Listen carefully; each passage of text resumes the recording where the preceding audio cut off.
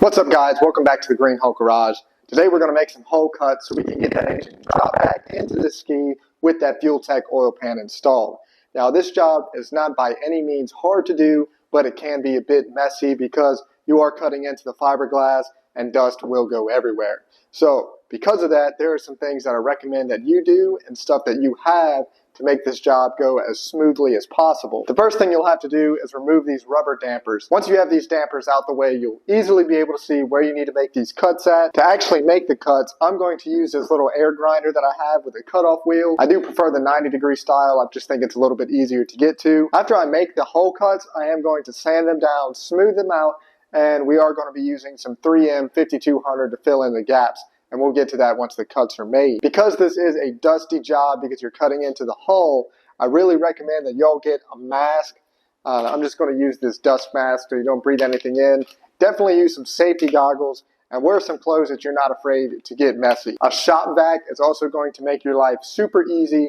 And if you can, do this job outside because everything in your garage will be coated in dust. And since we're already going to be cutting inside of this hull, I'm going to delete most of this midwall and relocate the fuse panel. If you worked on any Yamaha in the last 20 plus years, you know that these midwalls are kind of aggravating. It doesn't make it so easy to work on. So we're going to relocate this. I'm going to show you guys what you need to do, and overall servicing this ski and working on it in the future is going to be a lot easier. So we're going to get the ski wheeled outside, the cuts made, and then we're going to go from there. After I made these hole cuts, I put a flapper sander on my air grinder, sanded them down a little bit, and then I came back and block sanded them so they're completely smooth.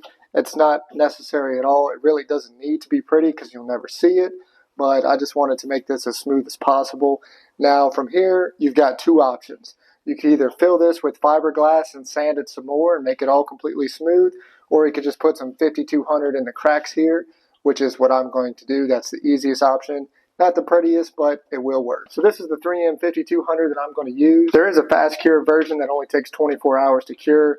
This will take 7 days, but it doesn't really matter to me because I don't plan to be on the water with this within 7 days because it is kind of cold outside. I'm just going to put a little bit of this on my finger. You do want to have a rag on standby because this can get messy. And I'm just going to come in and fill this in a little bit. Now the reason we do this is to fill the crack between the hull liner and the hull itself. And I really just want to prevent any water from going between the hull and the liner if I can.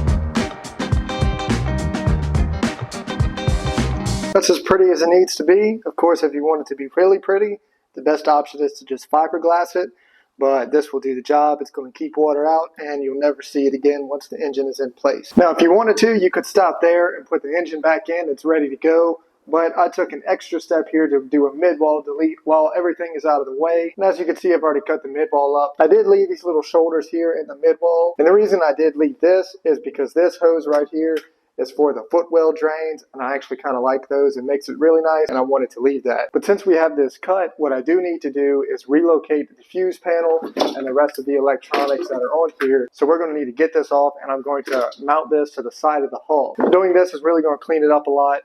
Not having this mounted right here is going to leave a lot more room to work with. So if you got the time to do a midwall delete while you're installing the oil pan, I highly recommend doing that. So I think I'm going to mount the fuse panel right here. I will just take this battery out the way for the time being and make it easy. And I'm going to do that by drilling into the hull and putting rib nuts and bolting it down. Now, right here, this is the hull liner. So you're safe to drill into it and put some rib nuts or whatever you'd rather do to mount this in place. You don't have to worry about drilling through the hole. Just use some common sense. And if you come in here with a 2-foot long drill bit and go all the way through, obviously you're going to go through. So just use your head a little bit and you'll have nothing to worry about. Now that I've got all the electronics mounted, we're ready to put the engine back in the ski. So you can see what I did here. I put some rib nuts on that and on this here. That all mounted up nice. For the FuelTech harness, I did put one of these hose clamps and put a self-tapping screw in that. Everything is nice there. So this will clean it up a lot, and it allows for a lot more room back here Once we get the engine in, we'll have the wiring all tidied up, the hoses tidied up, and you'll see just how nice deleting the midwall actually makes working on these things. Once you work on one with the midwall deleted, you probably won't want to work on another one. So I'm going to go ahead and get the engine back in the ski. You really just reverse the steps to take the engine out to put it back in. So I'm not going to show you guys how to do that. Watch part 1 of this video and you will see. And when you come back, we're going to have this engine in the ski and ready to run. So I've got most of the engine installed. Tomorrow when the hardware store opens, I need to get a couple hose clamps to put the exhaust manifold on.